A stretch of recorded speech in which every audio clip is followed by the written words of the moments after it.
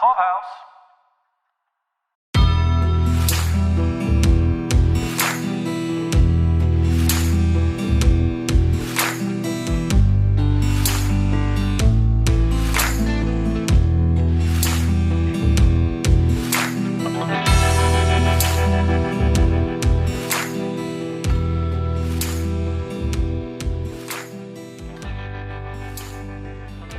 Hi, and welcome back to the Yellowstone Podcast. This is Sheila, and today joining me, we have Paul from Clubhouse. Hey, Paul. Hi, Sheila. Thanks for having me. No worries. Happy to have you back on the podcast. Glad to be here.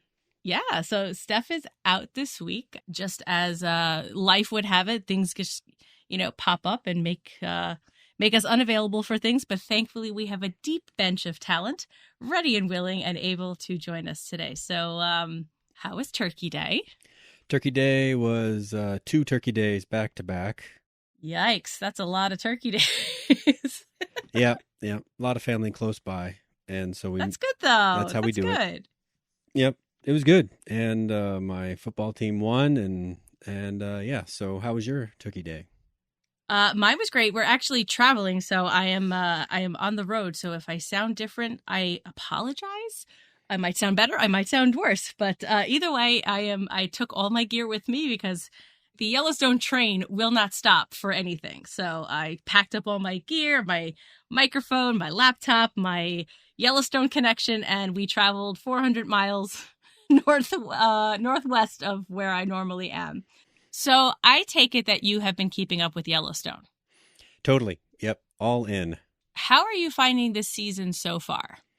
Well, I think it still has the same draw for me that it always has, which is that family dynamic, the will they, won't they with the ranch, how long can they keep this going, the tried and true plots, I should say, of things like Jamie and Beth come back into this one. We were kind of wondering all season when Summer would show back up, and so here she is. And yeah, I didn't realize like Jamie hadn't told about the baby. So I'm generally happy with this season. I'm impatient for more. Yeah. So actually, last episode, Steph and I were like, so we don't think that anybody else knows about Jamie's baby. And we were trying to remember the dynamics around it. And this episode answered that for us. No, they don't know about the baby, but they now will. That's part of the drama of this show that makes it so freaking watchable is I don't know that Beth doesn't recognize the mutually assured destruction aspect of the game that she's playing with Jamie. Yeah. He's killed a couple people, or at least one. 2. With his bare hand. Right. Yeah. 2 for sure. Shot one, choked another. And yeah. Yeah, he's got a few stops at the train station. Beth might have it in her, but we haven't seen it. We have seen him kill some people, and he got kind of close to like, I don't care if I do in this episode. Yeah. Yeah. So we'll talk about that. But I also wanted to mention last episode, Steph and I were talking about the preview of 1883 that we got in the very first episode back in season 4 of Yellowstone. Yeah. And I was thinking that we might have had to this point a glimpse of 1923 before it airs, sort of like woven into the fabric of the current timeline. I think Yellowstone is one of the shows that really does a flashback well. They show us a little vignette from the past and then what the relevance then is in the current timeline. But I also really liked how the 1883 setup in season 4 was for us. I was just hoping that we would get some sort of a glimpse of, Harrison Ford and Helen Mirren in action before December 18th, I believe it is.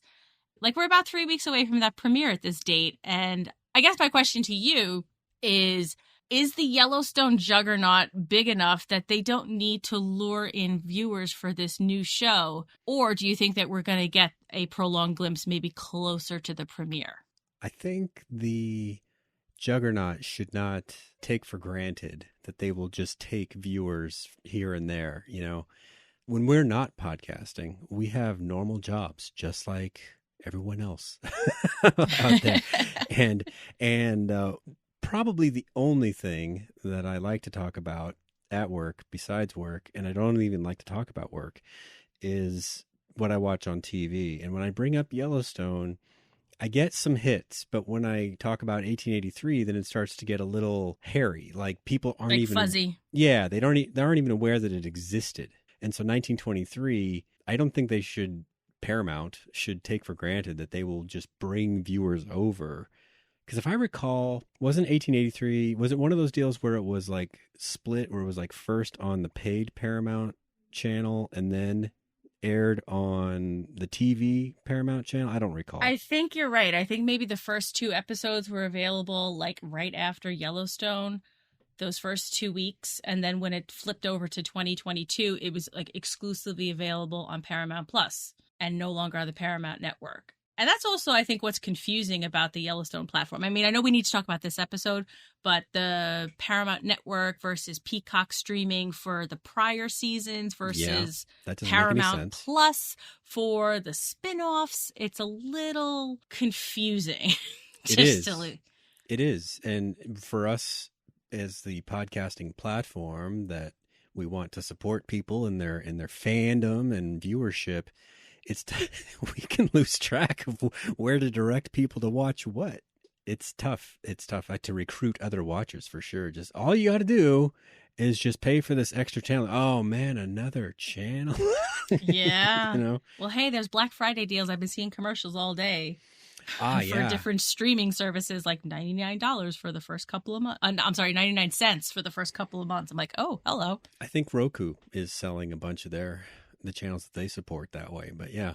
Before we get into this episode, I have one more question for you. Right. We actually had a listener comment following episodes 1 and 2 that we got as episode 3 was being recorded. So we didn't get a chance to talk about it in the last episode. But James was a listener who wanted to remind everyone that Garrett Randall was the one who put the hit out on the Duttons and feels that Jamie this season will turn on the Duttons and there will be a straw that breaks the camel's back, he says. I just want to get your thoughts on this. What do you think about that? Because we've kind of been hinting that we think Jamie is ripe for some sort of striking out this season. And I feel like this episode in particular was a really great time for this comment to rear itself. Yeah. Because of the nature in which Jamie's story arc is taking. So I want to get your take on that. How do you think Jamie's arc is playing out this season so far? And what do you think about, the tie-in to Garrett? Overall, Beth is making it too easy for him to want to betray at least her. And if there's collateral damage, including John, then that's just the way it's going to go. Because he's going to get his nerve up at some point with the way she deals with him and what she thinks she has over him. And yeah, she does have some things over him, but he's thinking with his dick this week. 100%. He's like, and we know that that's gotten him into trouble before. So, it's only a matter of time before it happens again. Well, one thing leads to another, right? It's the thinking with his dick got the car seat in the car. Then Beth found that out. And then she is making it super easy for him to want to blow up.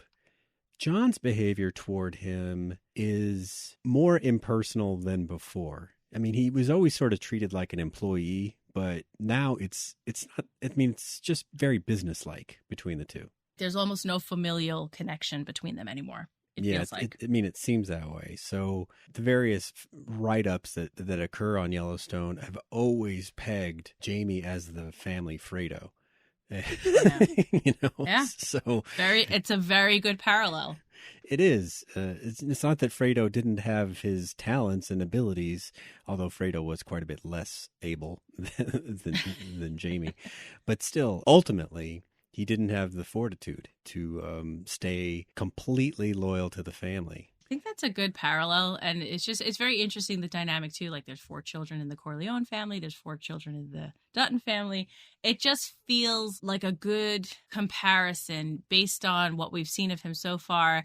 And you said the word fortitude, and I think that's a really good way to describe Jamie's, his lacks. He lacks a lot of things, and I think fortitude is one of the things that he lacks, and his own conviction. Sometimes he gets tripped up by his own ambition and his own sense of feeling betrayed, and that's where he really runs into trouble. And I just feel like this episode, again, in particular, is laying a really good foundation for him to be very Fredo-like.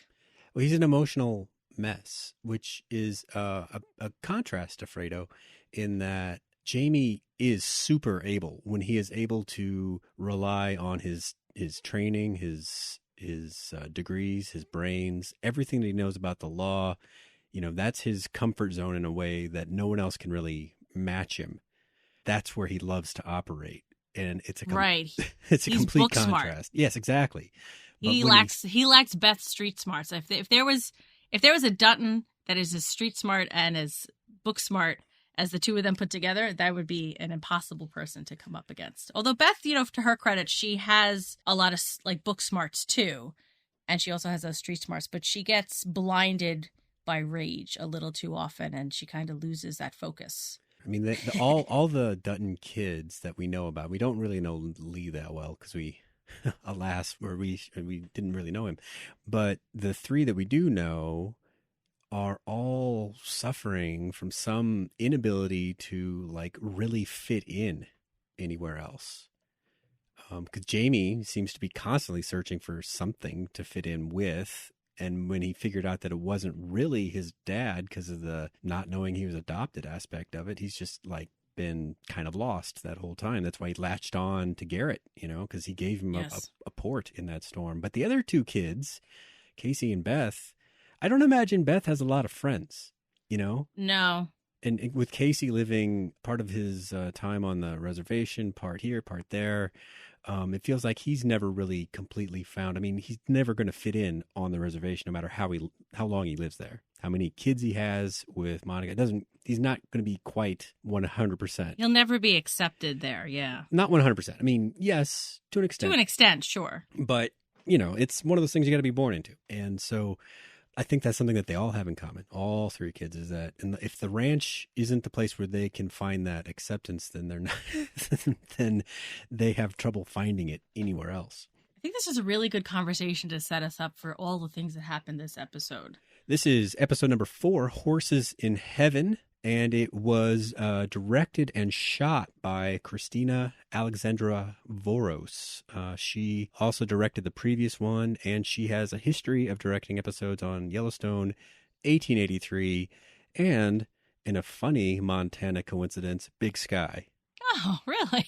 Yep. This is quite her forte then. Yeah. She has, you know, a few TV directing credits, but she is a much more well-known cinematographer and has an Emmy nomination for shooting an episode of 1883 last season as cinematographer. We've been starting off with Monica and Kayce just the last couple of episodes, only just because it's emotionally traumatizing and we just kind of want to get it out of the way, which is probably not the best way to go about it. But at the same time, it's just such a moving storyline that it deserves the early attention, I guess, when we're all still fresh as we're talking about this. So why do you suppose they did not invite the family? I think it's a two-part answer. I think part of it is that it's a Native tradition. It's a Native American tradition. And it was alluded to, I think, in either the prior episode that Kayce's family may not be able to attend and Kayce himself may not be able to attend. And I got the sense that like it needed to be blessed, quote unquote, by the elders in order to have that happen because it was a question out there. I think that's part of the answer. I think part 2 of that answer, that this is Kayce choosing his path. And I keep coming back to his vision because I feel like the end of season 4, when he says it's the end of us and he has got to make a choice, when we learn in this season that he has to make a choice, I think he's choosing to step away from the Duttons. And I think part of it is that it's a Native traditional ceremony, so outsiders are not welcome. They won't understand the rituals and all of that. But I also think part of it, too, is his own desire to distance himself from the family. Interesting. He's done that, but yes, maybe quite successfully to a certain extent. Perhaps running off and joining the military was running off, whereas this is more like shaking his hand and being like, I got to do what's better for my wife. And that's a totally different way to handle that situation. I was curious what you thought, though, because different people did show up, mostly from the reservation. I guess the cowboys took off by that point. Yeah, they didn't seem to be in the background. I think they helped out with the grave digging, and I think that they just continued on with the business of their day. hiding wolf bodies. Well, that's already been done. Like, they're where no one's ever going to find them. They mafia'd those wolves, man. So, like, Steph and I had talked last episode that if Kayce has to choose one of these paths from his vision and he's stepped away from his role as the livestock commissioner, this is kind of like a follow-up question to what you asked. What is your take on Kayce's decision here? In the sense that I'm still dissecting his vision and these two paths, and I'm trying to understand with the little that we've been given and sort of my wild imagination, what is your take on Kayce's path?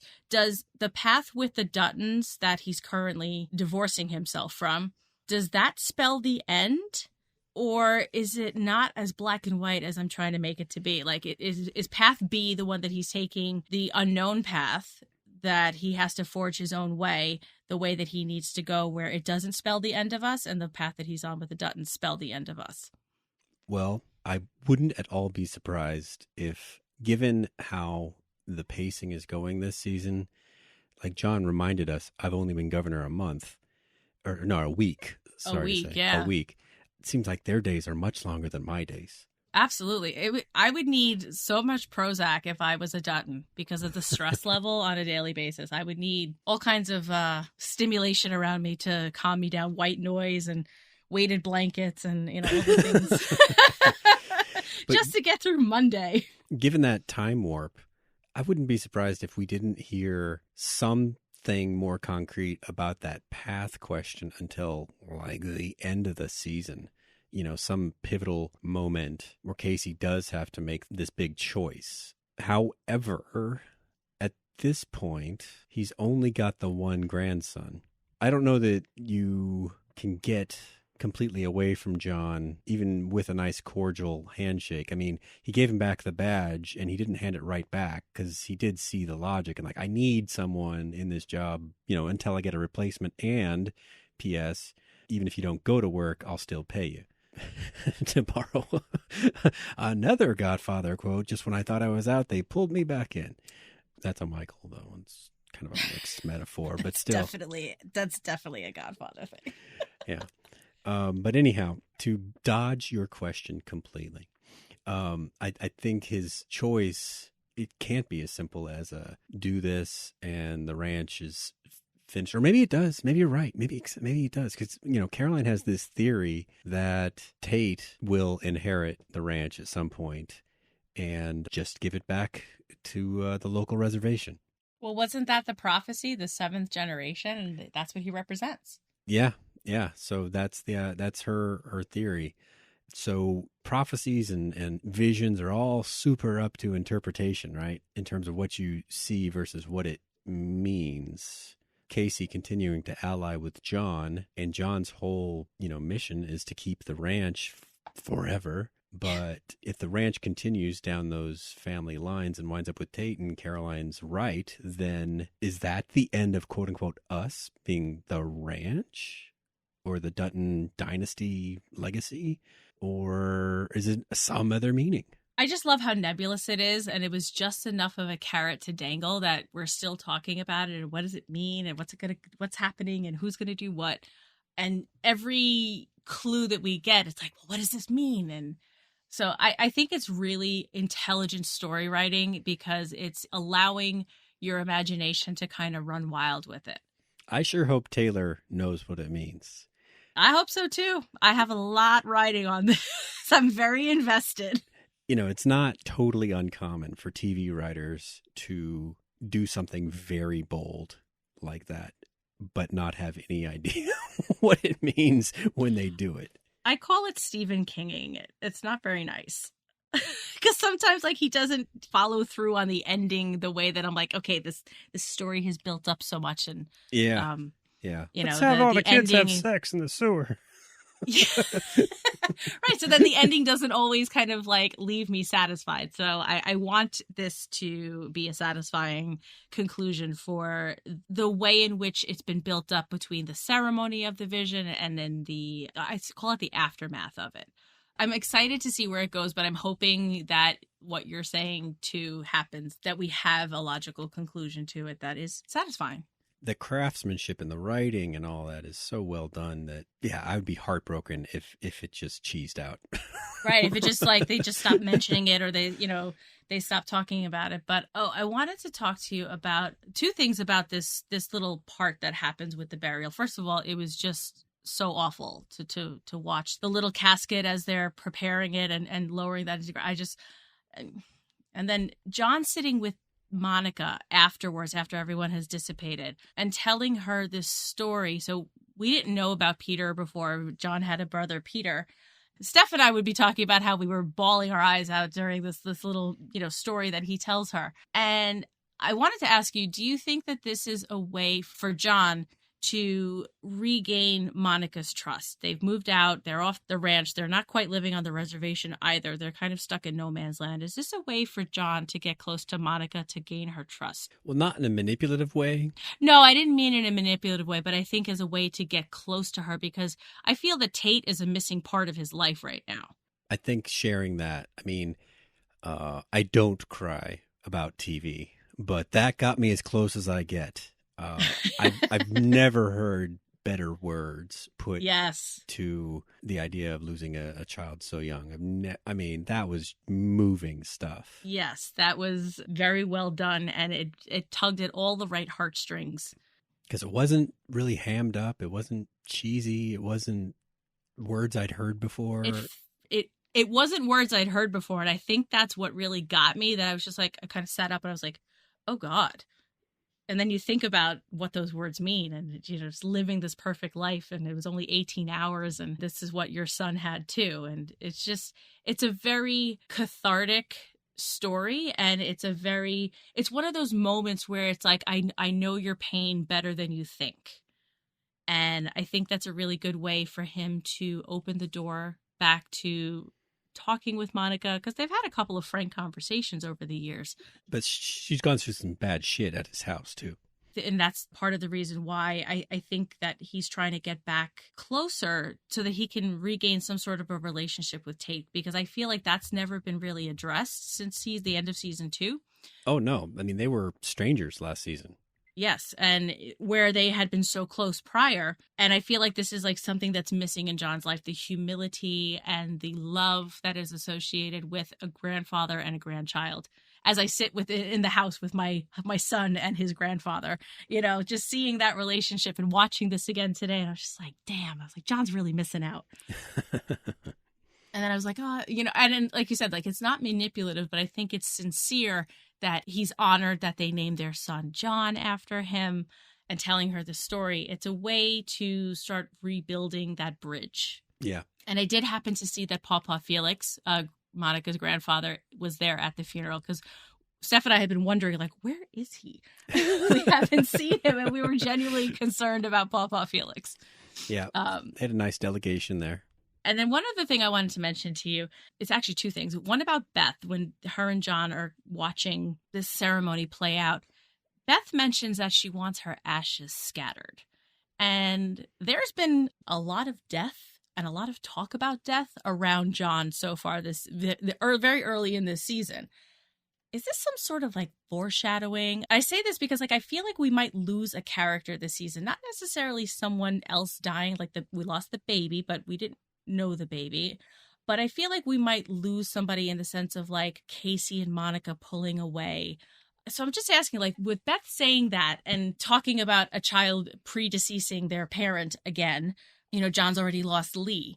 What do you think about all of the death that is surrounding John so far this season, between his horse, Beth talking about wanting her ashes scattered, naming the baby John, now he's standing in his family graveyard? I also had the same heebie-jeebie alert when she mentioned her own ashes and the foreshadowing that it might represent. Something tells me if we start losing more Dutton kids, though, we're going to be looking at the end of the show. However, the way that Jamie and Beth are with each other now, could a hospitalization occur? Maybe. Well, we came close this episode later on. We came very close, yeah. Yeah, I think you're on to something. We've lost Lee, but we've lost a couple minor characters. Villains tend to die, whether... Yeah, they kind of get their own due. Yeah. And Sarah might get that treatment, played by Dawn Oliveri, who also starred briefly in 1883. Yes. I'm The like, sister. where is her face from? Yeah, she was the suicidal sister. That's right. Wow, hair and makeup really does wonders for characters and changing them around. She was not likable on that show either. I don't know. I kind of like her. Oh, do you? In like a dastardly villain kind of a way. I mean, she's... we'll talk about her later. All right. So the other question I had about this this graveyard scene was about Rainwater. He's been feeling a little spurned by John so far in the early days of his governorship, but I feel like there is some symbolism here with Rainwater trying to get the upper hand with John in John's family's graveyard. Again, back to this whole like death swirling around John. Well, here's the thing. Thomas is a politician. Oh, 100%. And his position is under threat. And John is very much not. I don't even know if he can be a politician. The preview for whatever's happening next week didn't look like he was doing very gubernatorial things. Oh, yeah. This is not happening in the State House in Helena whatsoever. And, but Rainwater, he's not getting a call back. So he's got to make his play. And there's something that he wants John to see. Or maybe it's that he wants his people to see him with John. I think that's it. I think he wants he makes the plain statement saying you show up at the reservation to show you care. I mean, you're throwing down the gauntlet there. Mm-hmm. It's like them's fighting words. But it's also, that's a very powerful move. Like you get most powerful person in your state to come to your office and your reservation and do a photo op, because I'm sure that that's going to happen because he needs to protect Rainwater. Rainwater needs to protect his position because it's definitely under threat. Angela has made it very clear that she's out to get him. Whether or not she's the one who's after his job personally or just to get him out of the way remains to be seen. But I definitely feel that Rainwater is also using this low moment in John's life of burying his grandson to his advantage. And that felt a little icky to me, but he had to strike while that iron was hot, to keep the cliches going here. They shook hands, which was nice. They did, yes. I know it's that kind of event where you would do that unless you were really dicks to each other. But yeah. But they've had a frenemy relationship over the years. The last dealing they had was Rainwater doing John a solid. And plus he's been stepping in with Monica and Kayce, where you might look at that as Kayce's dad and have some feelings that there's this other father figure-esque doing your kind of thing there, but what he's giving John can't exactly give because it's what Monica needs out of it, really. But still, that doesn't mean that it wouldn't still stir things up in John to see all that. Or he might even recognize someone's got to do that stuff. They clearly need that older figure helping them, and maybe I owe Rainwater something for that. That's a good assessment. It's a possibility. We'll see when he comes to the reservation next week, right? Right. Well, I get the feeling that this meeting has to happen sooner rather than later. Well, this season's clicking along, right? Well, you've mentioned that there's 14 episodes, so we're not as far in as we are used to being. Yes, we typically would have been. We'd be like, "Oh my God, we're already a third of the way through the season." Right. Where we haven't quite hit cruise control yet on the season. It's still pivotal moments that are being laid here. So I feel like this season has room to flex a little more with 14 episodes behind it. Yep. So John being at the funeral, I think, is a nice segue for the rest of John's story arc for this episode. As Steph and I have talked about in prior episodes, he is struggling as a governor. He's not, as you said earlier, he's not the politician. But I like sort of the destruction that he does in the early part of his day. And then by noon, he's having lunch with Linnell and she's setting him straight. I like the fact that she tells him that Montana is a business and he's the CEO. I think she's laying it down for him in a way that is digestible for John, because I think he understands the running of a business as he does the running of his ranch. He's the CEO of his ranch. and this is what he needs to do. But I just laughed for the entire part that he was talking about the educator's luncheon and all of the trappings that he had to have known were coming with this governor's role, that he's just like, that's bullshit, I'm not doing that, that's bullshit, I'm doing, and you're all fired. All through these things, I just laughed. I don't know what your take was on it, but I just thought it was hilarious. And the policy advisor, Stanley, who was sitting in the governor's chair in the cabinet meeting, was just ripe for John to pounce. There was no way that this cabinet meeting was getting out without at least him being fired. I didn't necessarily expect the entire cabinet to be given their pink slip by 9:30 in the morning. I was actually kind of wondering if this is what Jesse the Body Ventura's first week in Minnesota looked like. No, he would just body slam them on the way out. I think that would be more apt. Just, an outsider coming in, not knowing anything, not having hired anybody, or even realizing that there were these positions that needed hiring. Like a press secretary. He was asking who his crisis manager was of Clara, who I feel both a great amount of respect and much trepidation for.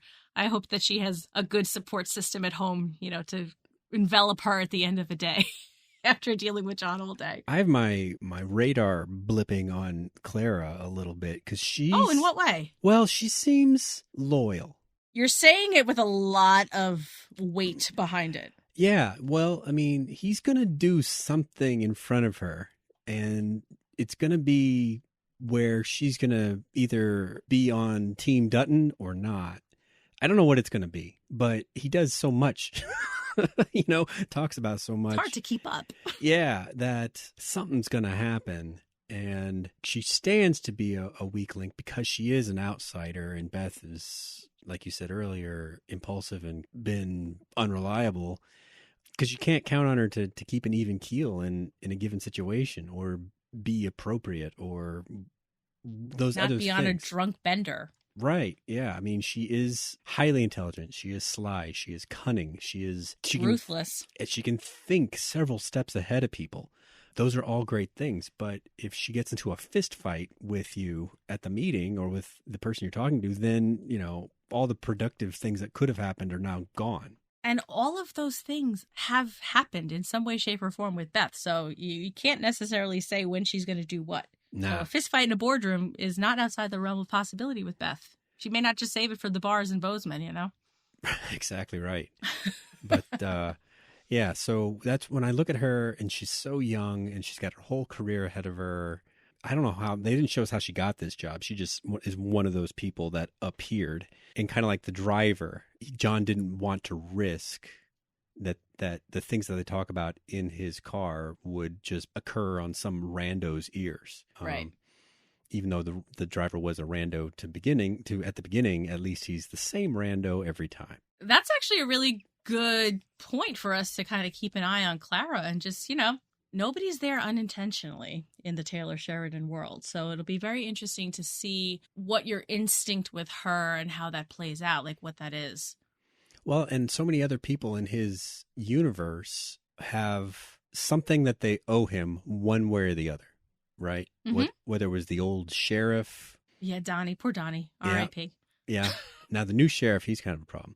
But the old sheriff. Yeah. I feel like he's incorruptible. We'll I think see. that's right. I think that's right. Or the local judges or the various commissioners. They all either owe him something or he'd be happy to get them something to put them in a spot where they owe him something. Yeah. Clara doesn't fit that at all. Or she's just nobody. And I've talked way too long about nobody. Nah, I feel like you're probably onto something because, they've got 14 episodes. Why not have a little Clara spinoff? Right. She has her own ranch. Right. Yes, we need a backstory on Clara now. Now that we've, kind of dived into her psyche a little bit, I think we need a little backstory. Well, she's a performer. She's doing well. She's been competent. She's the only person that has stuck around week one without getting right. She's lasted a whole week. She has not been fired. And I just enjoy the look of bewilderment on her face every time John does something very John-like and not very governor or gubernatorial-like. Yeah, well, that's so many things. It's just the look on her face is just like, how do I want to respond to this? Because she does. She has this pause when she's looking at him and you can just see the wheels turning. I liked her when she knew the 1.6 million figure off the top of her head and rattled it off kind of unabashedly without really looking around the room like these are all the people who represent that number. She seemed very Team John at that point, and I'm okay with that. Yes. And that's also a very calculating kind of a move in a way. If you're able to reduce a conference room table full of bureaucrats, right? Yeah. To a number, you're speaking John's language now.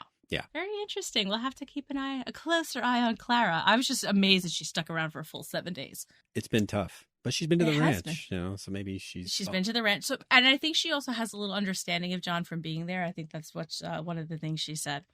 Okay, so these wolves and these park officials and these U.S. Fish and Wildlife. This is a big deal, apparently. I mean, in our world, maybe wolves are not such a crisis, but apparently up there, it is a big deal. Listen, I've seen a Yellowstone wolf, not up close, but like from a distance. And they are a spectacle. They're everything you expect a Yellowstone wolf to be. The one I saw was feeding on an elk.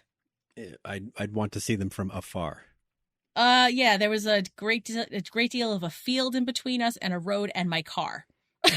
I was standing on the other side of the car, and my husband was safely inside the car taking pictures. I was outside the car, Dukes of Hazzard style, out the window, taking a picture of the wolf and the elk because I'm a city girl, so we don't see these things often. But apparently the 35 cars that were also stopped around this wolf feeding on an elk were also equally as impressed with this Yellowstone wolf. So the story that the park official is telling John about the map in which the wolves were traveling, as he was telling it, I could tell from the look on his face that he didn't even believe the line of bullshit that he was delivering to John. Mm-hmm. So I'm just wondering where is this storyline with the wolves going? It could be adding up to a big test for Summer. She is rolling onto his staff somehow as an advisor for the environment. Right, for the environmental side of the house. We thought maybe she was like a social justice type that was like just in it for the fight. But there's a chance that she's actually a true believer and believes everything that she does is exactly the right way to do things for the environment. I also think that she has some educational cred too behind her. I'm trying to remember back to season 4. I believe that she rattled off some credentials that she had too, and I think that there was some chops behind her too. Yeah, I don't know what they are, but if you said like Vassar or something, I wouldn't be totally like, what? No. Right. But if she is working for John and she has to confront whoever the park rangers told him about that would be coming after him about these wolves, but she agrees with them rather than John, that's a big deal. That could be a very dramatic point, because even though she owes her freedom to him, I don't know that would be enough for her to compromise, her morals and convictions on the subject if she agreed with whoever is in charge of the wolves or is going to be representing the wolves. I'm imagining like the wolf attorney walking in. Exactly. That's why I think that might be going, because they are making a big deal out of this. They got Summer out of jail, and there's always tests when it comes to who are you loyal to. Right. And then, begging the question of how are you loyal to this person? And is there going to be some sort of conflict of interest because she's also sharing a house and a bed with him? So, and any consequences if you're not loyal. Exactly. Right. So there's like a supervised situation going on, a conditional release that she has supervised release for 6 months, and he's her supervisor. Mm-hmm. It just seems a little too all wrapped up into one. That's dangerous shit. He needs to make sure that she comes in a separate car when they go to work. Right. Right. Yeah. Maybe she goes out like the west entrance leaving at the end of the day, and he goes out the front entrance or something, and, they swing around and go get her. Yeah, exactly. She wears a disguise, some sort, some vegan friendly disguise. Oh, little leaves on her or something. Yeah. But she's going to figure big into this season. Definitely. And, we had been, teasing out her return because it was mentioned in the very first episode of the season recap of season 4. We're like, well, where is she? Like, we're figuring the timeline of Monica's pregnancy was kind of telling us that this was about 8 months after the end of season 4. So we're like, all right, so she should be getting out quite soon. Not realizing that he was going to flex the clemency arm on her. But, here we are. So we will see if Summer's return is a good thing for John. So stay tuned for that. Oh, yeah. I mean, as soon as he brought up pardoning and environment in the same episode, it all added up to Summer. So we were toying. Did you have anything else more on John? Toward the end of the episode, when he's on his porch and he's talking to Rip, and he gets the lowdown on the wolves, which, P.S., it sounds like those park rangers wanted to give John an out. It's almost like there could have been some way to sort this out earlier if there had been some amount of honesty about it. I think there could have been. On Rip's part, you mean? Yeah. But, what's done is done, and now they have to roll with it. But there was discussions of like actual ranch stuff therein, presenting us with that 4-year-long conflict that I think the governor's mansion is ultimately going to lose, is the draw to the ranch and what it needs. Like, it made it very clear to me, like, that for as authoritative as Rip is with the cowboys, he is only the sergeant. Correct. He's not the general. Right. And he made an executive decision here and did not consult the general, so there might be some fallout from that, I suppose. Well, and there are things that Rip considers beyond his authority to do, commit to, or anything. So there's handling problems, which he believes is his problem, but there's the whatever is supposed to happen next week that he says, you're going to be here for that, right? And John's like, oh, yeah, I'll be here for that. Sure. Because then he follows that up with, it's not my place to do whatever that task is. It was cow branding, the calf branding. They're going to do that at the Yellowstone. So they went to go and help another ranch cowboys, with their branding, right? Because they were short some cowboys, and there was a whole scene about that. Maybe it's some sort of situation where like the owner of record has to be there, or maybe it's some traditional thing. I'm not exactly sure why John would have to be there, but Rip doesn't feel comfortable being the guy. Yeah, but it also seemed like when they had the branding that was going on at the ranch they were helping out on, it seemed to be a very community, family-oriented event. There was food, there was kids playing, there were dogs running around.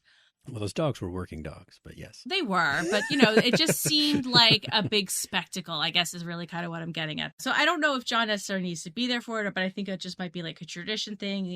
He comes out and he, kind of glad hands with maybe some of the ranch hands, I guess. Not really sure, but I guess there's some meaning behind it for Rip. While we're talking about Rip, I guess this is probably a good time to ask you this question. Because while he's talking to the cowboy Delbert at the branding, Delbert was congratulating Rip on, sort of John's score on squashing that airport. But Rip, he's kind of a cynic here. He said that he knows that this isn't the end of the land grab at the ranch. I wanted to ask you, what is Rip seeing about this airport project and the ranch that we're not? And what I mean by this is from the very first episode this season, when he said to Beth at the inauguration party that John's going to lose the ranch. And then we also had a listener question last week about Rip being so angry at Carter because he might be stressed at all the changes that are going on with John not around. So I wanted to ask your opinion on that. What do you think is going on with Rip here? An easy explanation might be that he's just gotten very jaded with needing to head off all of these efforts to take over the ranch year after year after year, diverting rivers, throwing construction equipment down ravines. Taking out a militia. Shaking up a rattlesnake in an igloo cooler at a guy. Which yeah. is still one of the coolest scenes ever.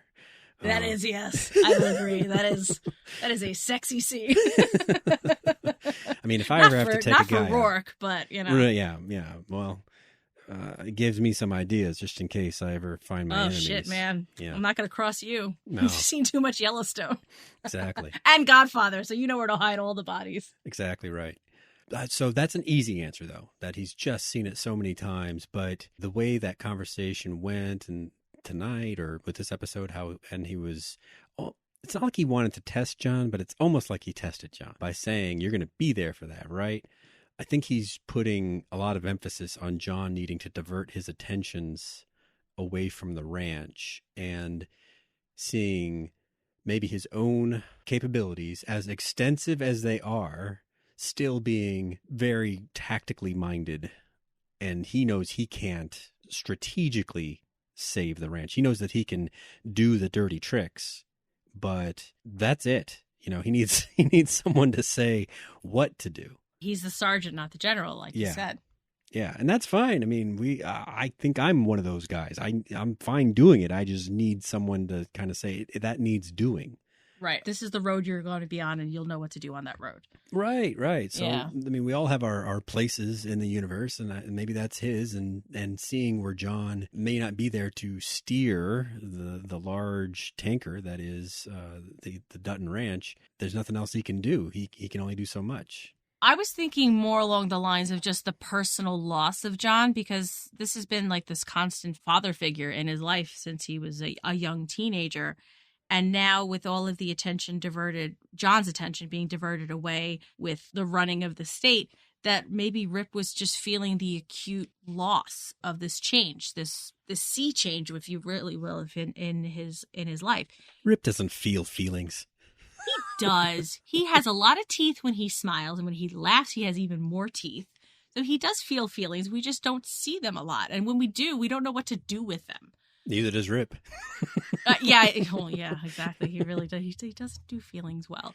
You know, he was awful to Carter when the horse accident happened, and we can't even talk about it because it was so awful to watch. So I was thinking initially that, you know, when he said that Rome was burning and he was likening the ranch to this fabled event in history with Nero playing the fiddle as Rome burned and likening the ranch to that, I thought that was a very hard statement on the loss that he's feeling. Like he was just, you know, John was saying that he hadn't been at the ranch for over a month and he hadn't, you know, basically spent a night away from there from the time that he started running it. That's a very long time. And it's basically all of Rip's life. John has just been this constant. And I just think that he was just missing it.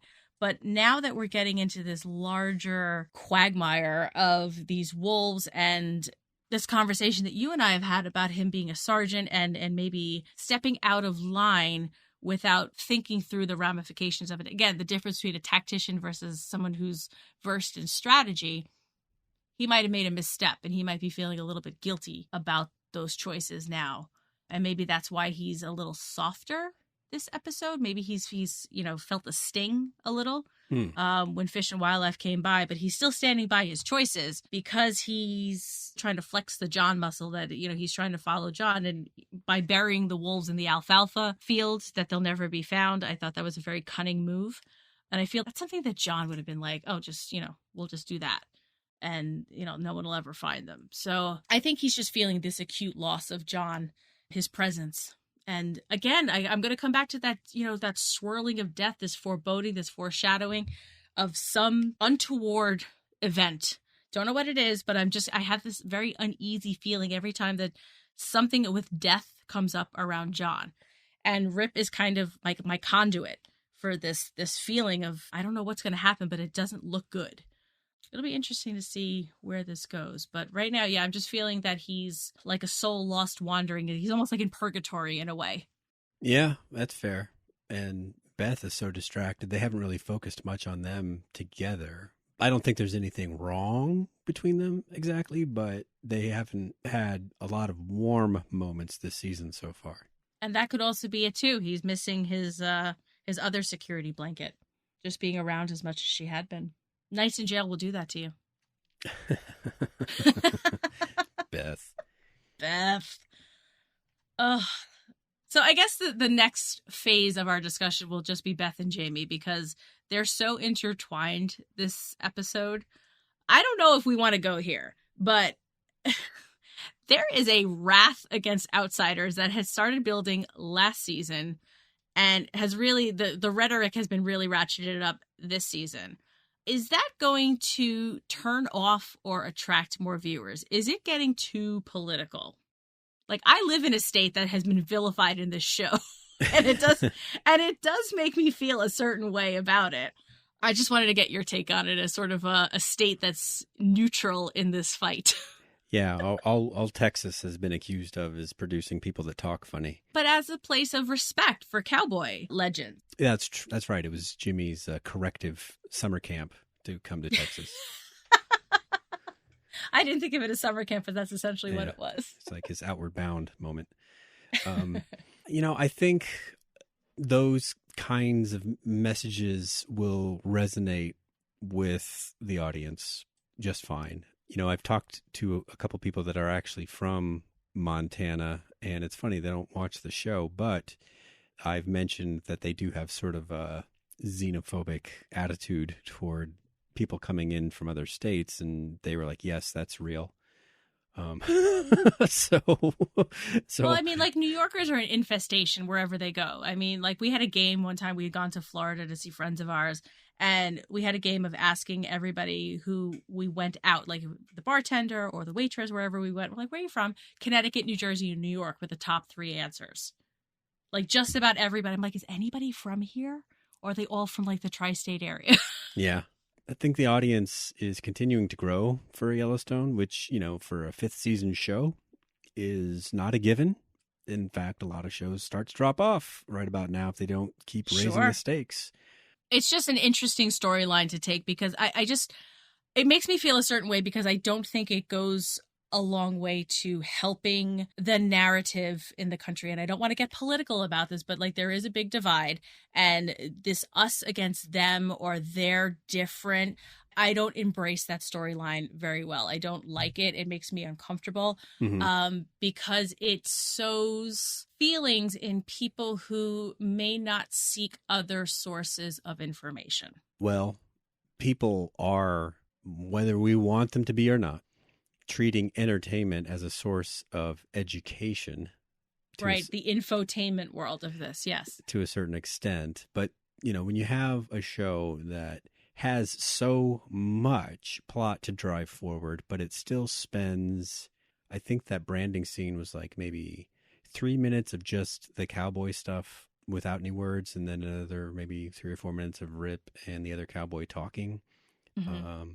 That's a pretty good chunk of this episode that was really just investing in showing us the cowboy culture and what they do, Right, their way of life.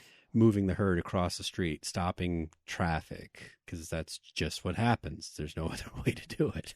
Right.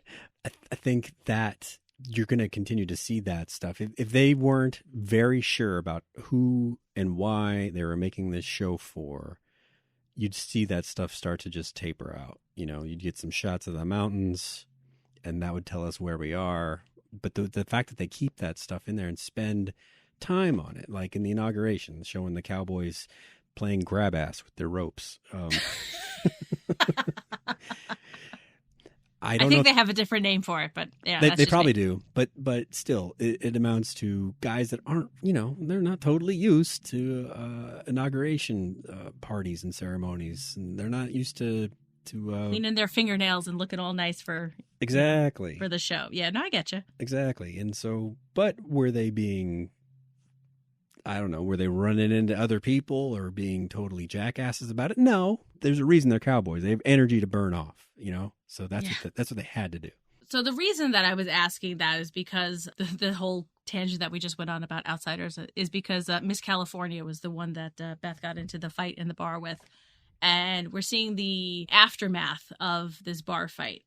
We found, so we got again that she's a Bethany, but she's not a Bethany. She's a Beth. Like we did learn that her name was Bethany, and I think that there might be something in that too.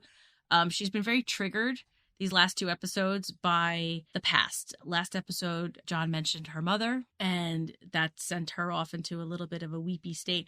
I think her mom was part of the reason why her name was Bethany. Well, her mom called her Bethany in the couple scenes where we have them. So. Right, and that's the first time that we learned that her name was Bethany and not some other iteration like Elizabeth or something like that. So I feel that that's a very triggering moment for her. I don't know if you noticed her face when the officer came in and said Bethany Dutton.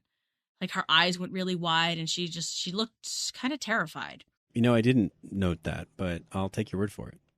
Yeah, it was such a reaction that I was just like, ooh, Oh, right, Bethany, because the only other time we've heard that was when Mrs. Evelyn Dutton was talking to her on horseback right before she died, talking about being a Bethany. Well, with that scene, is it plausible to you that she still turns the screws on him? On Jamie? Yeah. Like, she needs him. Yeah. She's think? Absolutely. She's still browbeating him even when he's the one that's trying to help her not be charged or not have Miss California pressing charges. Yeah, but how do you rationalize that if you're Beth, to even in that situation where he has to do you a favor? He could let you rot. He could not go in there and convince this girl that the state's going to come down on her if she presses charges, even though that sounds like a pretty optional thing to do. If you're Beth, you think, yep, I got to stay the course. I got to keep my finger firmly up his ass about this. Well, she's got this picture, right? She has this picture of Jamie bringing his dead father to the train station. So I believe you mentioned in last year's podcast, you or Stef, that picture is useless, or she's ratting out the entire Dutton disposal system. Right. And I think I posted a picture of that on our Facebook group of like what the train station looked like during the day. It's all skeletons, a little cowboy hat here and there. Yes. Well, you mentioned it earlier, this mutually assured destruction between them. But I think there's this dynamic between these two where Jamie feels this enormous sense of guilt, which he talks about this episode, and he's genuinely terrified of her. Yeah. So I feel that her reminding him of this picture, it's almost like she doesn't care if she's outed as seeing him do this there because, she's been ready to go to jail 3 times already or 2 times, whatever it's been. So I just don't think that she necessarily cares. And I think he knows that about her, that she would just be like, I don't give a flying, you know what, I'll just do it. I would say he's been a good steward to the family since he had to shoot his father. I think that the advice that he's been giving John these first 4 episodes has been very good, has been very sound. The logic has been good. And I feel that what he's doing for Beth is almost above and beyond what she deserves. Disorderly conduct, like she's literally going to be, like she said, I'll be picking up trash with all my free time. She's got to do like 30 hours of community service. That's nothing. Right. Yeah. For, what she ended up doing. And he negotiated that. He sat with the, Miss California. I don't know what her name is. Haley, I think it is.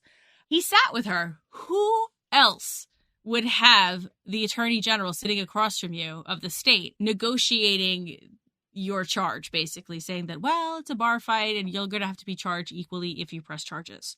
So he's gone above and beyond for her. And I feel that it's just because he's terrified of her. She does have the upper hand, even though it is mutually assured destruction, and it would definitely out more people and harm more people than it would help. I'd appreciate if any practicing lawyers were to let us know if a fight occurring in a bar negates self-defense at all. I was interested in that too. Or was Jamie just bluffing because it sounded pretty good and he knew she didn't know better? If it's not true, he had a very compelling story and his facts were lined up saying you've been drinking, you instigated, he read from the police report. That would be very calculating on his part, which is not outside the realm of Jamie. He is very smart. We've said this. He lacks maybe some of the street smarts, but he's best when he's lawyering. This is one of the moments for lawyering. And even though he reviles the person that he was looking out for the interest for, he still did a really good job. Oh, yeah. I just keep coming back to like, what's his motivation? I think he's terrified of her. And like, Beth has this blackmail to end all blackmail on him. But I'm also wondering, like, does he have other motives here for being this? And I keep saying, like, he's a good steward. His advice has been pretty good up until this point.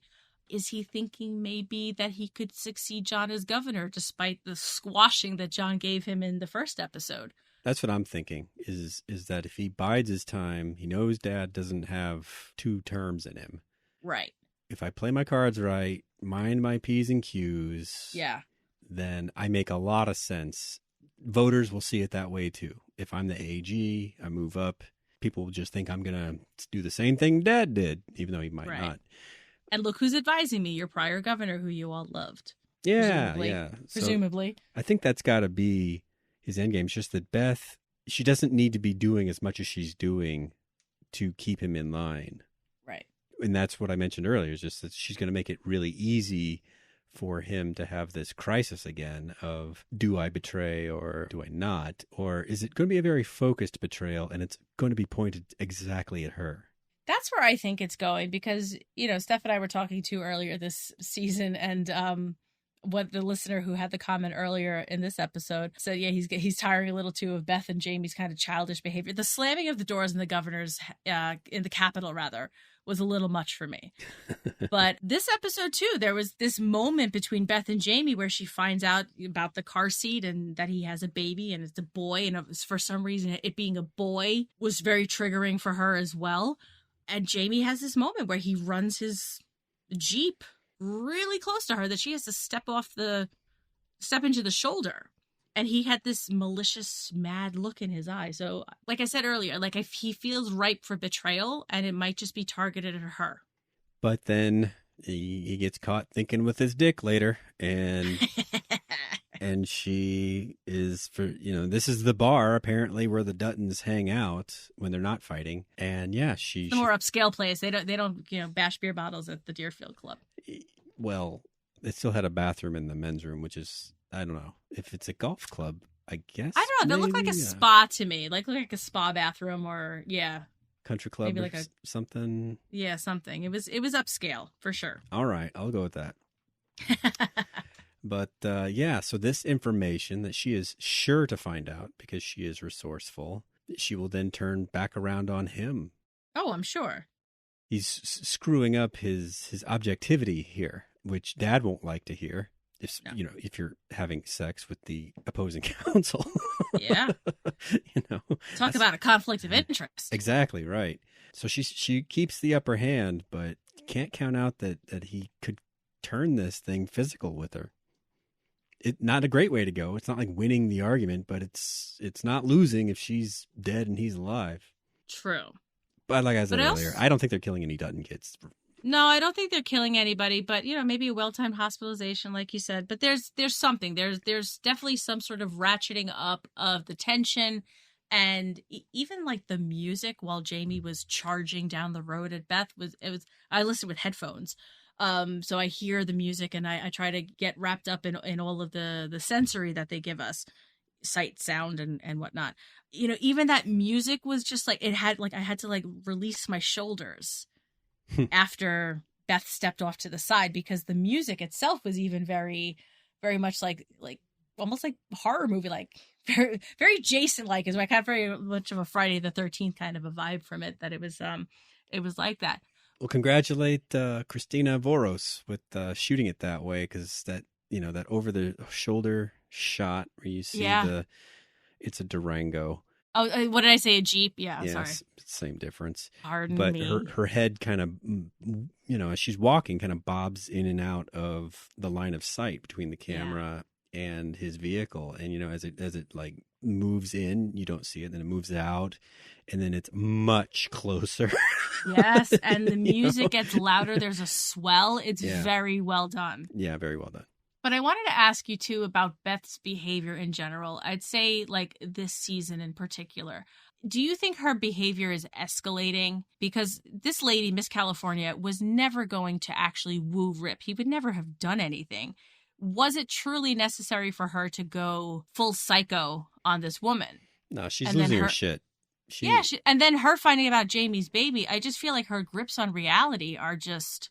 And then Summer moving back into the house. I feel like Beth is ripe for some sort of a breakdown.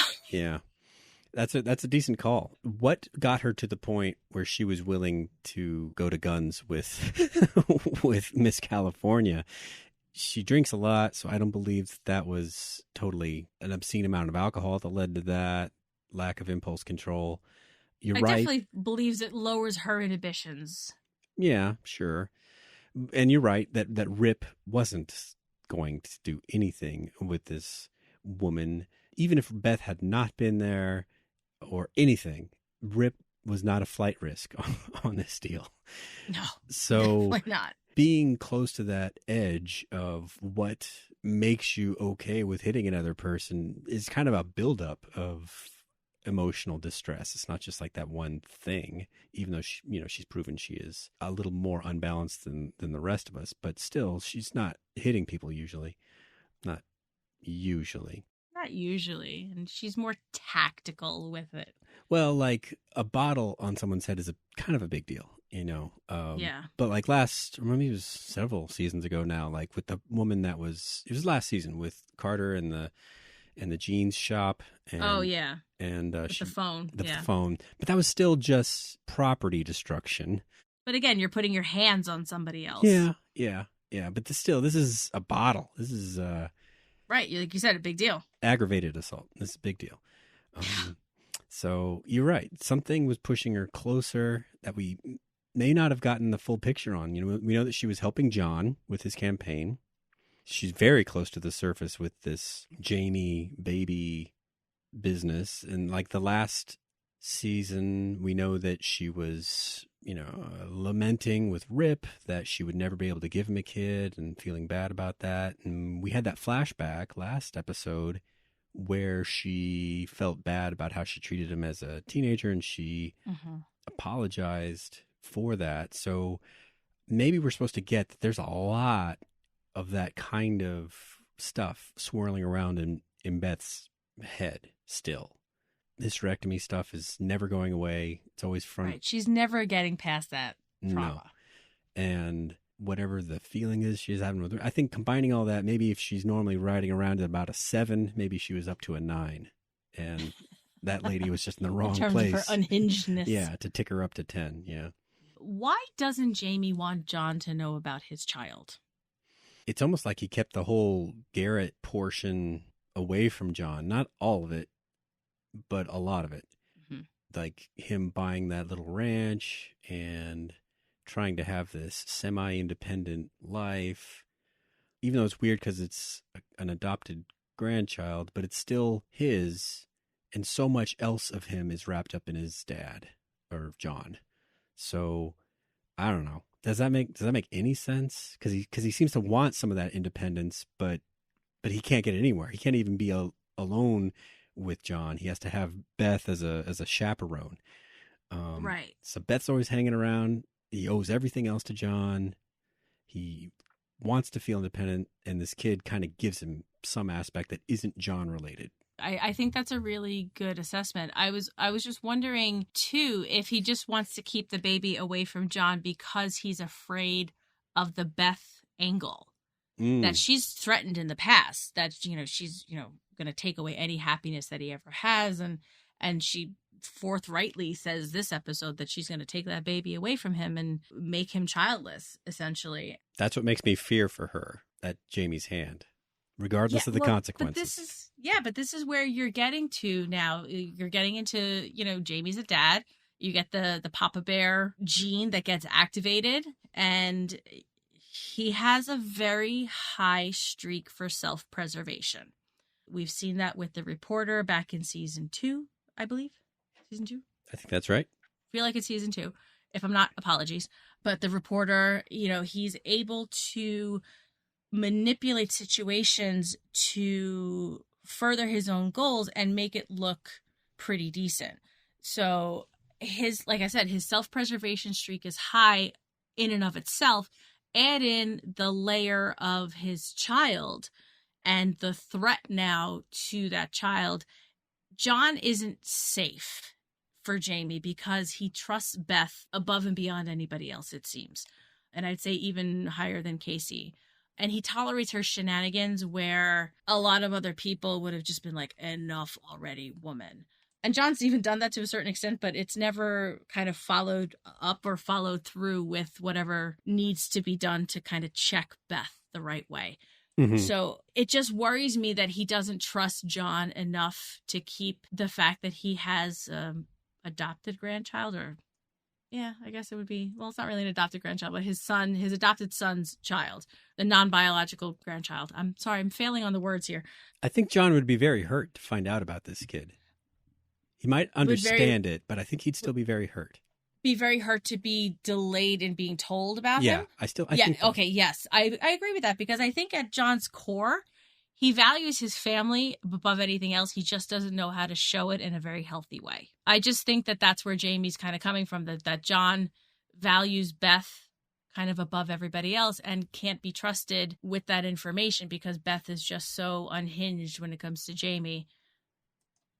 And also, John knows what transpired between Beth and Jamie. So, that loyalty has been tested.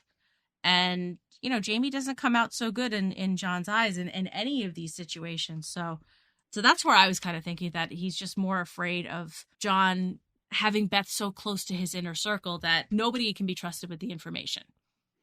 It makes me very uneasy for what's coming in the next 2 to 3 episodes. Now, it could be just a simple explanation that Mom is boss. Mom said, you don't get to tell anybody about this. You get to see him whenever I say it's okay because you don't officially exist as far as this kid's concerned on paperwork. So, right. Yeah, this is just between us or until I decide to make it known that you have a bastard child. I guess that term isn't popular anymore. But do you think that would be a sticking point with John? That it is considered a bastard child and it has the name Dutton? Mm-hmm. Yep. Like you think that, I think that would be a source of pride hurt on John's part. Yeah. I think John would want to get that squared away. Yeah. Yeah. I think he's like a traditionalist in that sense of the word. Yeah, I think so. So when's the maybe wedding? That's why. Right. That's what his next question would be. Yeah. Did you make an honest woman of her? Right. I just feel like that's coming. At the end of the episode, when Beth met her morning match anyway with Summer, the busy beaver, she goes and sits on the porch for a second, and off in the distance, what do we see? We see blues and reds in the sky, and we also see something. Is that clouds or is that smoke? I couldn't decide if it was clouds or smoke.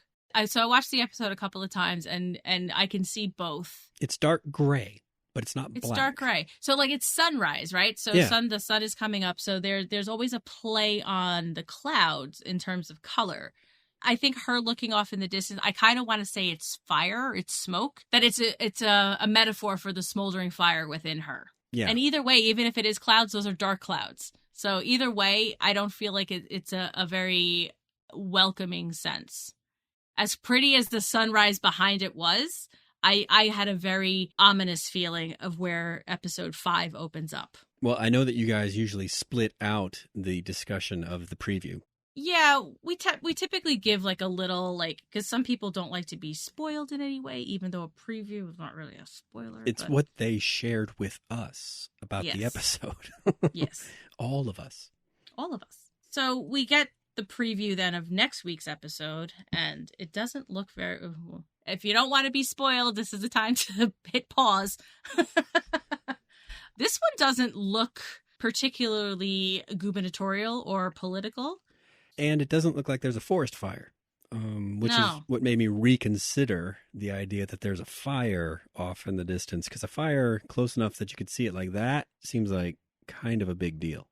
Like, right, that would be sort of consuming, not to use a pun again. It'd be national news, right? Yeah. That close to Yellowstone Park. So I don't think it's a forest fire. I don't think it's a forest fire. But also in Yellowstone themselves, like there was this massive fire that took out several 100,000 acres in like 1988 or something like that. And I went in 2012 and they were still talking about that forest fire. And they talk, and as you're driving through the park, especially in the Wyoming entrance, the southern entrance, you see all of that devastation. So yes, this would be international news in terms of like an environmental disaster. But your comment about the gubernatorial thing, there's a comment, something where we have to show them the way we do things or something that everybody's mounted up, including John, and he's not on horseback with guns, it looks like ablaze or about to be. So someone needs a lesson. And there's also a little bit of a flashback scene. We see Josh Lucas make an appearance in the preview for next week. So some lesson from the past is going to make itself known in the present. Yes. Looks like more Beth Summer's not her favorite season anymore. Advising against having Summer around. Now, is this part of just her natural dislike for Summer? Is it rooted in some sort of good, solid reasoning? Is it something that'll come to pass later, like with my possible prophecy earlier that Summer might be a detriment when it comes to discuss not on the side of John, the wolves? We'll see, but that might also just help fray Beth even further, the presence of Summer when she's already barely keeping it together. And then there's also this moment of Markwood equities. We can do what we want from Sarah. So, there's going to be that wrinkle as well. Boning Sarah is, I think, leading right to that comment. She's going to have something on him immediately. Oh, she's going to use this completely against him and to her advantage. And I'm frankly looking forward to it.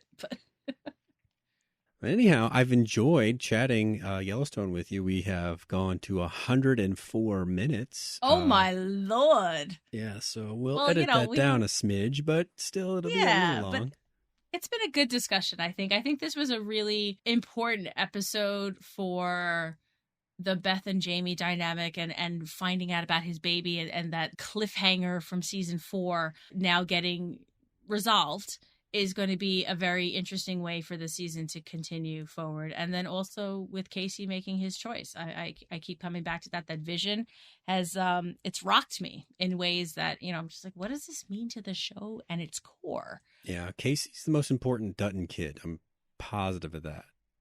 And we're seeing the least of him and it's frustrating. Yes. So I'm hoping that some of that changes too. And I'm hoping that Monica finds some sort of way forward here because I'm also worried about her. She's taken it on the chin several times, even literally in this show. Oh, every time that she gets a head wound, I'm like, don't we remember what happened to her in season 1 or 2? 1. She gets knocked out at school. Yeah, season 1. Yes, that's right. When she's knocked out she's punched by a teenager at school. Yeah. And Monica's another source of worry for me. But she needs a little time where her son isn't crying under the bed or she's losing a baby or recovering from a head wound. She needs just a little normal or home time. Invaders or... Right, yes. Yeah. I'm okay with that. Just release the drama off of her a little bit. I'm okay with that. Yes, pull it back a little bit from Monica. She needs a break. But I want to say thank you very much for joining me for this episode. Hopefully Steph will be back next week. But if not, I would be very happy to chat with you again about this. Yeah, I enjoyed it. I love this show, and I love talking about TV, especially with other people that love talking about TV with the depth and knowledge that I do, which is not what I run into in everyday life. So if called upon, I will be there. Just want to say, if you guys listening, if you can head over to wherever you get this podcast from to rate, review, and subscribe. 5 stars are very helpful for the show and helping others find it as well. We greatly appreciate you and your subscribing. And if you have any comments, if you want to have any questions answered, we've been happy to answer those questions here in the podcast. Be sure to reach out. You can get us on Twitter at Pod Clubhouse, on Instagram, on Facebook, at podclubhouse.com. We got all the things, all the sites, Pod Clubhouse. You can find us there. Thanks so much for listening. This is Sheila. And this is Paul. And this is the Yellowstone Podcast from Pod Clubhouse. Thanks so much for listening. Thank you for listening. This has been an original Pod Clubhouse production. Pod Clubhouse is a podcast network dedicated to encouraging collaboration among podcasters and friends to bring a fresh voice and diverse perspective on a wide array of content. Please visit and leave a comment for us at podclubhouse.com. Rate, review, and subscribe to our podcast feeds on Apple Podcasts. Follow us on Twitter, Instagram, and Facebook. You can find us at Pod Clubhouse. Our DMs are always open, and we'd love to hear from you.